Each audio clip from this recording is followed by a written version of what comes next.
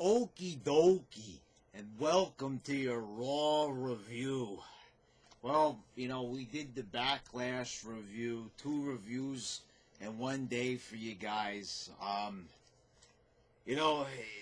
Backlash came and went. It's like it never even happened. It was like a distant memory already by the time this episode of Raw rolled around.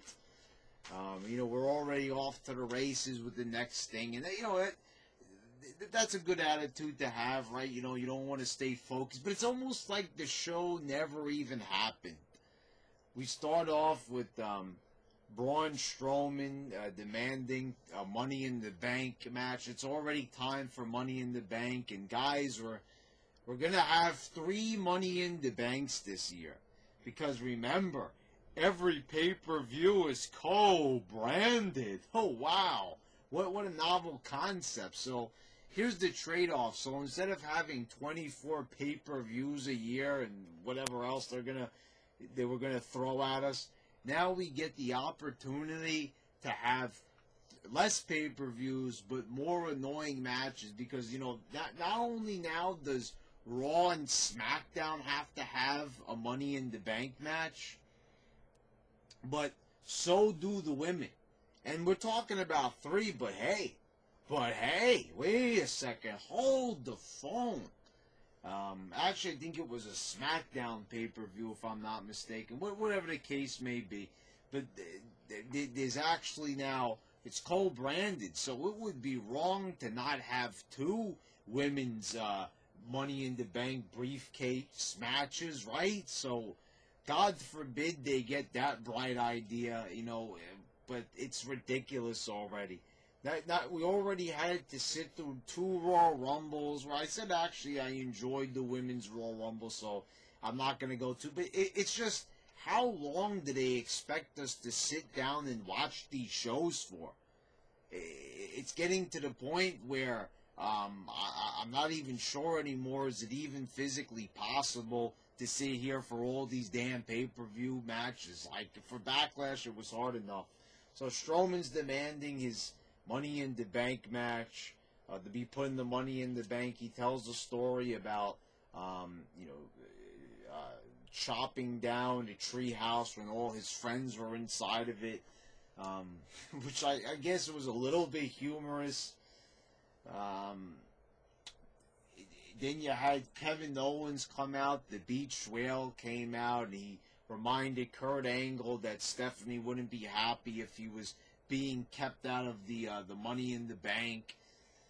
So they make a qualifying match, and we get Strowman and Owens. Strowman just picks apart Owens, and I started talking about this in my Backlash review. Strowman playing to the crowd. Oh, you want me to run around the ring again? He does one of these deals here. He's playing to the crowd. Like I said, would you ever see Kane, even when Kane was more of a babyface, you never see this guy playing to the audience, playing to the crowd, asking them if they want to see one more shoulder tackle outside the ring. You would never see Undertaker ask for that. I mean, this is just, they don't take a look at these characters and say, like, this might not be a good idea. This would be a little bit out of character for you to play to the crowd. You're not really a showboater, So Strowman's in the Money in the Bank, as expected. Then we got Baron Corbin in the Revival. Some random, tag idea here, and they defeat No Way Jose and Titus Worldwide. So there was no, goofiness from Titus. So I guess that's not going to be his gimmick. Thank God they're not going to go through with that. I don't think they barely even mentioned the tumble.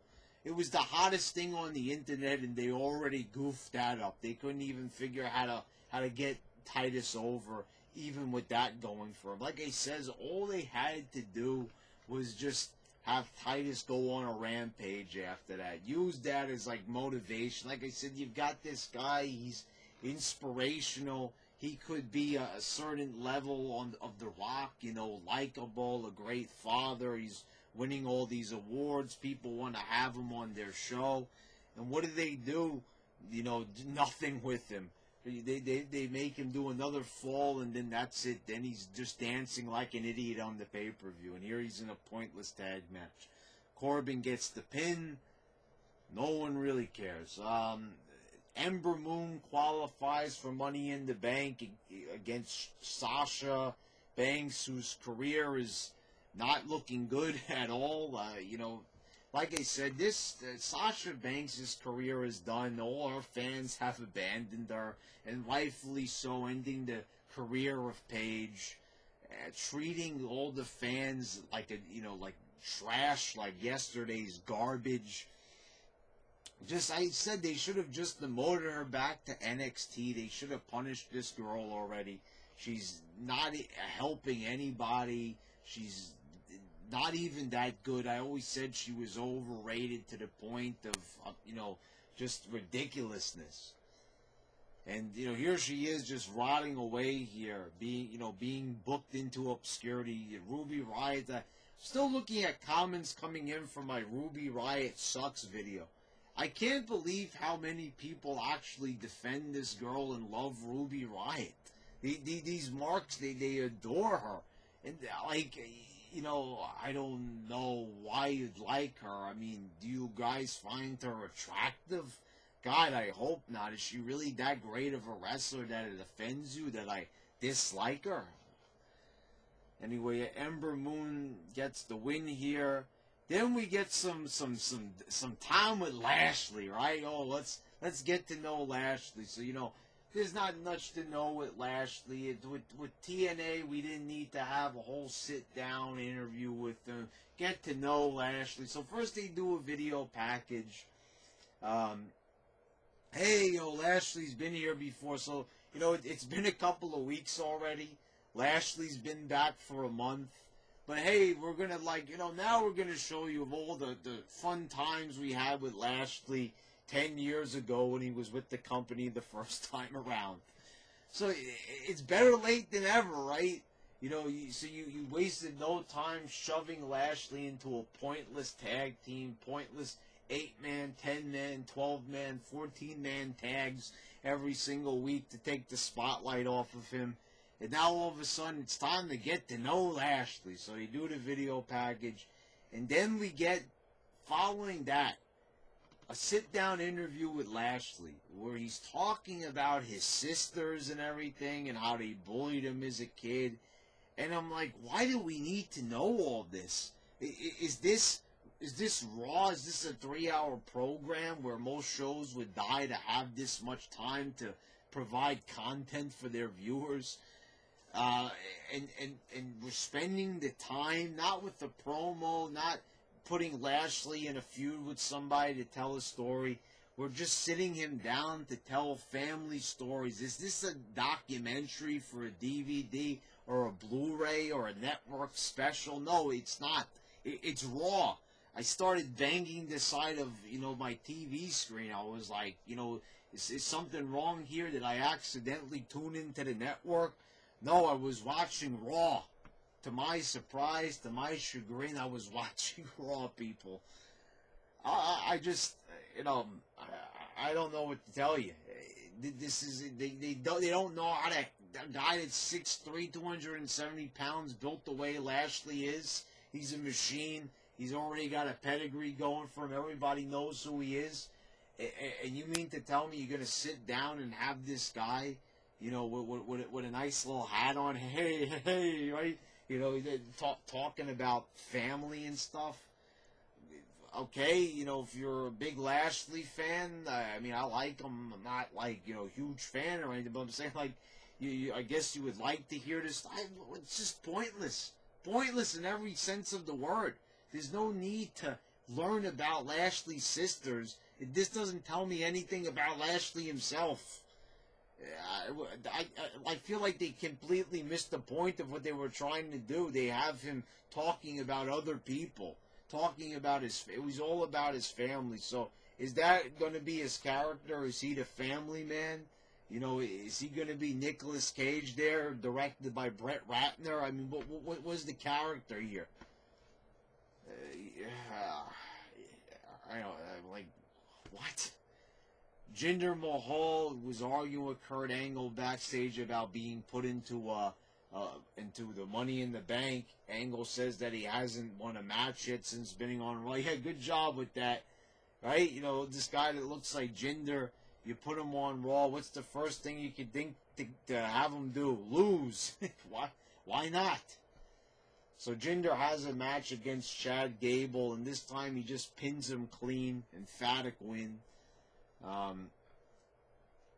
Then you had backstage, he's gloating about the win to Kurt Angle. Zack Ryder was begging for him. He's there in Long Island. They've got 3 hours to put a guy like Zack Ryder. So they're obsessed with Zack. You know, people like the in-house crowd, right? That's why they don't care about the low ratings, right? It's all about playing to the house. Okay, so play to the house. Put Zack Ryder out there in Long Island. You saw in the camera pan thing, everyone goes, yeah, right, okay, so let's put him out there and get a big pop. Nope. You drafted the guy to Raw, put him on Raw just so you could do a backstage skit. He's already been there for 3 weeks and he hasn't done anything on Raw. They haven't even put him in a tag team, haven't done anything with the guy. Which is just, you know, what's to be expected from this creative team. But Kurt Angle, you know, says, he goes, woo, woo, woo, no way, bro. Okay, whatever. So Jinder's not going to be in the Money in the Bank. Dolph Ziggler and Drew McIntyre beat Rhino and Slater. I expected more. I expected at least a promo from these guys. This felt lackluster. I don't see them taking over the WWE. You know, like, where's the epic promo that Drew cut like 2 weeks ago and was cutting last week as well? This is not like really what I had in mind for, you know, for them to burst on the scene. Beating Rhino and Slater, like everybody has done that. Bobby Roode defeated Elias. Okay, you know, he dances one night, now he's beating Elias. So, you know, Elias has his number. Now Roode has his number. So right now we're going to have like another match. These feuds, they have no story, but yet they keep going and going. This right here, Elias and Bobby Roode, reminds me a lot of Bray Wyatt and Finn Balor. Just a never-ending feud, no story, no purpose, just it keeps on going and going and going. You know, you would think that maybe they would have redeemed themselves after making us sit through that giant heap of horse shit with Backlash the previous night, with Bobby Roode dancing his ass off on the conga line. You'd think maybe they would repay us a little bit and do some quality stuff. Nope. Not going to happen. Seth Rollins issues an open challenge that is, you know, being answered by Mojo Rawley. This is a little bit bizarre considering the fact that Mojo is not as popular as Zack Ryder and he's not from Long Island. Yeah, he's the one out there. I gotta say though, he had an impressive showing here. He did, you know, a lot of like, he looked good in the ring, especially that slam he had. I've got to go out of my way to say that Mojo was impressive, and there's no reason why a guy like Mojo can't be a star. It's just they don't know how to handle him. And you gotta love it again, just like Big Cass. Hey, let's have him go out there and be a star. Just to lose. You know, you got to understand it doesn't matter how impressive a showing is for somebody. If they don't win, no one's going to care because they're just going to look like a loser. It doesn't matter, oh man, he came so close. He didn't win it. He didn't win, so no one's going to care. And Seth Rollins, like, so cheesy now. What is his character? He's just like an annoying pest, really. Like, this let's go on the outside, and, you know, just the over dramatic presentation of his like promos now. He's like overemphasizing words. He's like a caricature you know, of a wrestler, like a baby face. Like, he is so, like, baby. I feel like they had, like a container here of like baby face juice, and they just like injected Seth Rollins with like all the worst parts of wrestling baby faces by all the bad writers in, you know, in WWE and wrestling history, and it's all in this one guy, and he's just, you know, he was such a heel, and now they're just trying so hard to make him likable and relatable. You know, okay, so he hasn't been saying "man" every 2 seconds, but he's just as dislikable as when he was. He's actually gotten worse now. I wish he'd go back to saying "man" 1,000 times in his promos, instead of this over-the-top, you know, yeah, baby stuff he's been doing. Oh, my God, calm down and shut up already. Matt Hardy and Bray Wyatt defeated Bo Dallas and Curtis Axel. No entertaining promo. Nothing out of the ordinary here. Just a little bit of laughing. A double team finisher. They're missing the point of all the creative opportunities they could do having these guys together. They could have these guys together and they could, you know, be doing all these great segments. You know, they could be having us laugh. They could, you know, have these memorable moments. We could have a lot more shit on the caliber of, you know, a deleted decay, or the final deletion, or the whatever the WWE version was called, whatever it is. They're missing the whole point of having these guys together. Oh, they're just a tag team that's a little weird. And they have no idea what to do with Bo Dallas and Curtis Axel at this point. They're just kind of like, you know, drifters on the roster, you know, and they have no idea where to go. Then in the main event, it was Finn Fuckboy Balor defeating Sami Zayn and Roman Reigns. And I'm just like looking here, and I said I will give credit where credit is due. Balor might be a tiny guy, he might not look like a star, but he at least has a pretty good physique. I'm looking at Reigns, I'm looking at the Fuckboy, and then I'm looking at Sami Zayn. One of these things is not like the other. You know how the song goes, motherfuckers. Holy shit. Oh my goodness. Like, what is Sami Zayn doing in there? Without Kevin Owens at his side, he looks even worse out there, to be honest. You'd think that maybe taking the beach whale away from Kevin Owens, the beach whale is Kevin Owens. Taking the beach whale away from Sami Zayn would make him look better? No, it actually makes him look worse. He just is a guy out there looking like a normal guy. If you're not like a fan of this product, if you're not a frequent watcher of this product, you may turn on the TV and say, hey, who's the fan who hopped the barricade? And why is he not being ushered out by security? Why is he allowed to compete in this match? But no, it's Sami Zayn. You know, he's been here now for a couple of years, whatever the case may be. Reigns is closing in on a win. Jinder sweeps his feet out from under him. He runs into the crowd. Balor gets the win on Sami Zayn. I felt like Jinder could have been more aggressive with Reigns here. But I will say, you know, here's a little something to work off of here.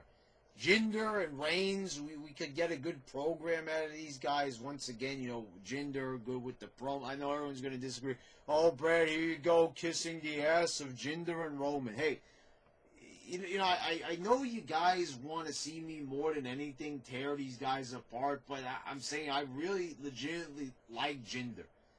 And, you know, I liked where they were going with him on SmackDown. I think they were booking him badly, but I like the fact, because I do consider him to be the world champion material.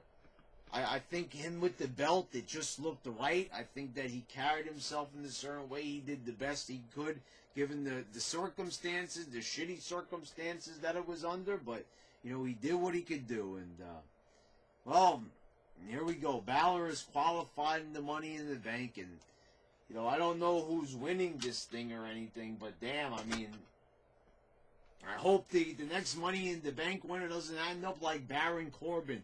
And this is what we saw throughout the night. Various promos. Corbin's talking about the Money in the Bank, which sounds ridiculous because of the way how he lost it.